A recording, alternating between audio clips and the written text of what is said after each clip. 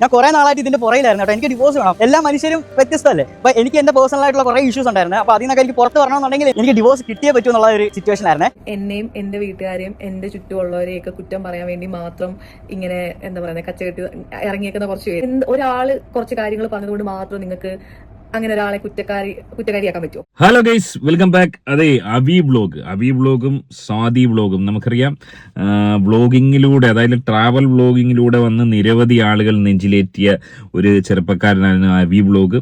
അതിനുശേഷം ആ ഒരു പഹയൻ ഒരു പെൺകുട്ടിയെ സ്നേഹിച്ച് കല്യാണം കഴിക്കുന്നു. ഓളെ പേരാണ് സ്വാതി. അതായത് വീട്ടുകാരുടെ വലിയ എതിർപ്പ് അവഗണിച്ചുകൊണ്ട് വലിയ വെല്ലുവിളി നേരിട്ട് ഏതാണ്ട് 3-4 കേസുകളടക്കം അന്നത്തെ കാലത്ത് ഇവർക്കെതിരെ ഉണ്ടായിരുന്നു.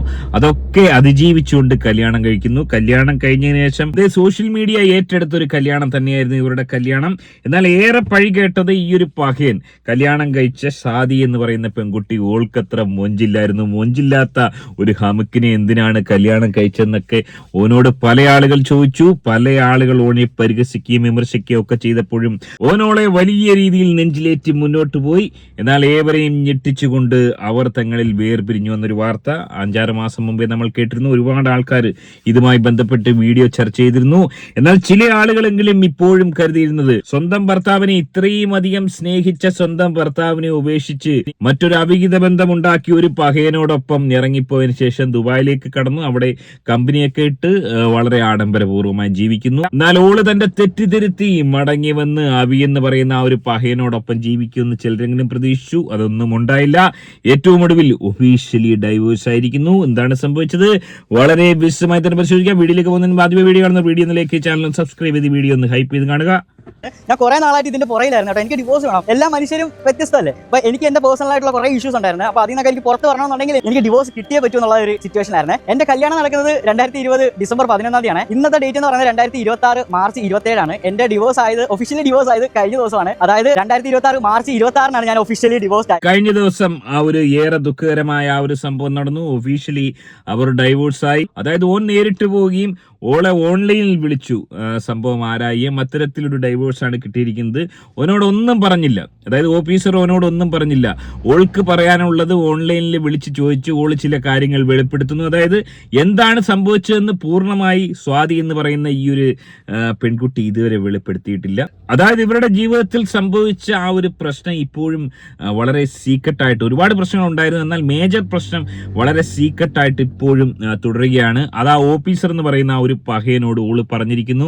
അന്നേരം തന്നെ ആ ഓഫീസർ പിന്നൊന്നും പറഞ്ഞില്ല. അതായത് ഇത് മുന്നോട്ട് പോകണമെന്നോ നിങ്ങൾ അഡ്ജസ്റ്റ് ചെയ്ത് വീണ്ടും കല്യാണം കഴിക്കണമെന്നോ ഒന്നും പറഞ്ഞില്ല. അന്നേരം തന്നെ ഓഫീസർ ശരിവെക്കുമായിരുന്നു. ഓനോടൊന്നും പറഞ്ഞില്ല. ഓനെ കണ്ടിട്ട് ഒരു വിഷമം തോന്നി. ഓനോട് ഒരു വിഷമത്തിൽ അദ്ദേഹം നോക്കിയെന്നാണ് പറയുന്നത്. എനിവേ ഏറെ ദുഃഖകരമായ അവസ്ഥയാണ്.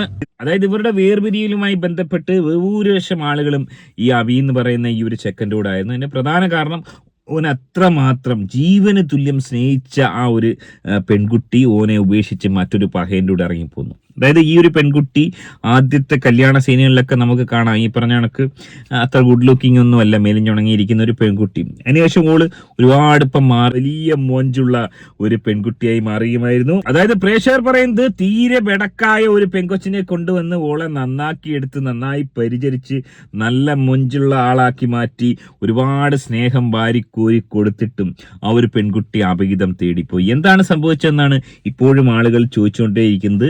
എൻ്റെ ഊഹം ശരിയാണെങ്കിൽ ഇവിടെ സംഭവിച്ചത്, എനിക്ക് പരിചയമുള്ള, അത് പറയാതിരിക്കാൻ നിവൃത്തിയില്ല, ഒരു പരിചയമുള്ള ഒരു പെൺകുട്ടി, ആ ഒരു പെൺകുട്ടിയുടെ ഈ അടുത്ത കാലത്ത് ഞാൻ കണ്ടപ്പോഴത്തേന് ചോദിച്ചപ്പോൾ പറഞ്ഞാൽ ഞങ്ങൾ ഡൈവോഴ്സ് ആവുകയും ചെയ്ത് അടുത്ത കല്യാണം കഴിച്ചു. അപ്പോൾ ആദ്യത്തെ കല്യാണത്തിന് ഞാൻ പോയാണ് ഇവരുടെ കല്യാണത്തിന്. അപ്പോൾ ഞാൻ ആലോചിച്ച് നല്ല സ്മാർട്ടായിട്ടൊരു ചെറുക്കനായിരുന്നു. പെൺകുട്ടി നല്ലൊരു സ്മാർട്ട് പെൺകുട്ടിയാണ്. അപ്പോൾ ഞാൻ ചോദിച്ചു എന്താ മോളെ സംഭവിച്ചത്, എന്താണ്, നല്ലൊരു പയ്യനായിരുന്നല്ലോ.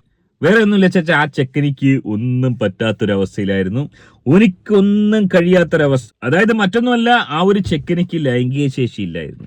അത് ചികിത്സിച്ച് പോലും മാറ്റിയാൽ മാറാത്ത തരത്തിലുള്ള ഒരു പഹയനായിരുന്നു. ഓനത് മറച്ചു വെച്ചുകൊണ്ട് കല്യാണം കഴിച്ചു എന്നുള്ളതാണ് വാസ്തവം. അതിനുശേഷം അവർ പെട്ടെന്ന് വേർപിരിയുന്നു. അതിനുശേഷം ആ ഒരു പെങ്കൊച്ച് വേറെ കല്യാണം കഴിച്ചപ്പോൾ സുഖമായിട്ട് ജീവിക്കുന്നു. ഞാനിത് പറയാനുള്ള ഒരു കാര്യം എന്ന് പറയുന്നത്, ഇവിടെ അബിയും ഈ സാദിയും തമ്മിൽ കല്യാണം കഴിച്ചിട്ട് ഇവർക്കൊരു കുട്ടി ഉണ്ടായില്ല. ഒരുപക്ഷെ ശ്രമിക്കാഞ്ഞിട്ടായിരിക്കാം, അല്ലെങ്കിൽ മറ്റെന്തെങ്കിലും പ്രശ്നം ഇവർക്കുണ്ടോ, ഇവർക്കിടയിൽ അതാണോ മെയിൻ പ്രശ്നമെന്ന് ഞാനിപ്പോൾ സംശയിക്കുന്നൊരു കാരണം എന്ന് പറയുന്നത്, ഇതുപോലെ പ്രശ്നങ്ങളുള്ള ഒരുപാട് ആൾക്കാരുണ്ട്. അപ്പോൾ സ്വാഭാവികമായിട്ട് ഇത്തരം പ്രശ്നങ്ങളുള്ളവർ ഒരുപക്ഷെ അത് ചികിത്സിക്കാൻ വേണ്ടി പോകുന്നവരുണ്ട്, ചികിത്സിച്ച് മാറ്റാൻ ശ്രമിക്കുന്നവരുണ്ട്. ചിലർ ഈ പറഞ്ഞ കണക്ക് ജീവന് തുല്യം സ്നേഹിക്കുമെങ്കിലും ഇത്തരം കാര്യങ്ങളിൽ ചിലർ വീക്കായിരിക്കും എന്ന് കരുതി ഉടനെ മറ്റൊരു ബന്ധത്തിൽ അല്ലെങ്കിൽ കാമുകൻ്റെ കൂടെ ഇറങ്ങിപ്പോകുമെന്ന് പറയുന്നതും ശരിയല്ല. എൻ്റെ പരിചയത്തിലുള്ള നമ്മുടെ സബ്സ്ക്രൈബർ ആയിട്ടുള്ള ഒരു പെൺകുട്ടി കുറച്ച് കാലം മുമ്പ് എന്നോട് പറഞ്ഞൊരു കാര്യമാണ്.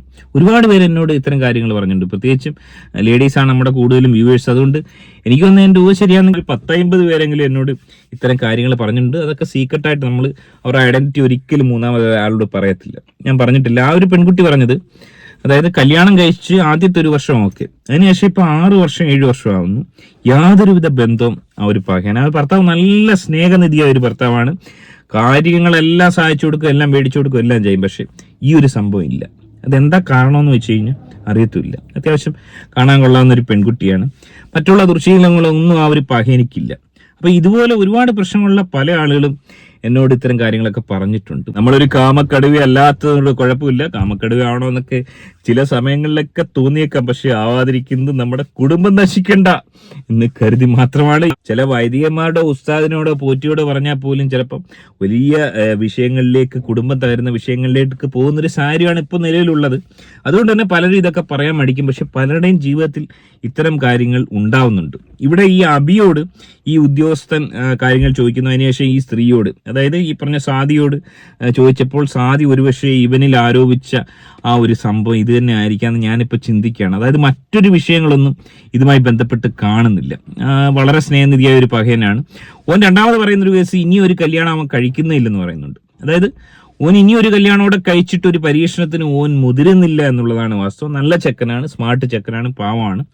അപ്പൊ അത്തരത്തിൽ എന്തോ ഒരു സംഭവം ഇവർക്കിടയിൽ ഉണ്ടായിട്ടുണ്ടോ എന്ന് ഇത് കണ്ടപ്പോൾ സംശയിക്കുന്നു. ഏറെ ദുഃഖകരമായ അവസ്ഥ, പൂർണ്ണമായും ഡൈവോഴ്സ് ആയിരിക്കുന്നു. ഇവന്റെ വീഡിയോയുടെ കമന്റ് ബോക്സിൽ സാദിയെക്കുറിച്ച് ഒരുപാട് പേര് പരാമർശിക്കുന്നുണ്ട്. സാദി ദുബായിൽ ഷാബിയല്ലോ മുസാഫയിലോ നല്ല നിലയ്ക്കൊന്നും അല്ല, വളരെ മോശ രീതിയിലാണ് ജീവിച്ചുകൊണ്ടിരിക്കുന്നതെന്നൊക്കെയുള്ള ഒരുപാട് പേരുടെ കമന്റ് വരുന്നുണ്ട്. എന്താണ് അപ്ഡേറ്റ് എന്ന് നമുക്കറിയില്ല. അവരുടെ വീഡിയോസ് ഒന്നും റീസെന്റ് ഒന്നും പോസ്റ്റ് ചെയ്തതായിട്ട് കാണുന്നില്ല. എനിവേ ഈ ഒരു വിഷയത്തിൽ എനിക്ക് തോന്നിയ ഒരു സംശയം മാത്രമാണിത്. അതായത് ഒരു 60% ഇതായിരിക്കാമെന്ന് ചിന്തിക്കുന്നു. ഓളെ സംബന്ധിച്ച് ഓൾക്ക് എല്ലാ സ്നേഹങ്ങളും കാര്യങ്ങളും ഒക്കെ കൊടുത്തു, പക്ഷെ ഓൾക്ക് കിട്ടേണ്ട ചില കാര്യങ്ങൾ ഓൾക്ക് കിട്ടിയില്ല. അതുകൊണ്ട് തന്നെയാണ് ഓള് പോയെന്നാണ് മനസ്സിലാക്കാൻ സാധിക്കുന്നത്. ഓളെ കുറ്റം പറയണമെന്ന് വെച്ച് കഴിഞ്ഞാൽ കുറ്റം പറയേണ്ടവർക്ക് കുറ്റം പറയാം, അല്ലാത്തവർക്ക് പറയണ്ട. എനിവേ ഏറെ ദുഃഖകരമായ അവസ്ഥ. എനിവേ സോഷ്യൽ മീഡിയ ഏറെ ആഘോഷമാക്കിയ മറ്റൊരു കല്യാണം കൂടി പൂർണ്ണമായും ഡൈവോഴ്സിലേക്ക് പോയിരിക്കും. എങ്ങനെയാണ് നിങ്ങൾ ഈ വിഷയത്തെ കാണുന്നത്? നിങ്ങളുടെ അഭിപ്രായം കമന്റ് അറിയപ്പെടുന്നത്. ആദ്യമായിട്ട് വീഡിയോ ഒന്ന് ലൈക്ക്, ചാനൽ സബ്സ്ക്രൈബ് ചെയ്ത് വീഡിയോ ഒന്ന് ഹൈപ്പ് ചെയ്ത് കാണാൻ ശ്രമിക്കുക. ഫേസ്ബുക്കിൽ കാണുന്നവർ ചാനൽ ഒന്ന് ഫോളോ ചെയ്ത് കാണാൻ ശ്രമിക്കുക. മറ്റൊരു വീഡിയോ ആയിട്ട് കാണാം. ബൈ.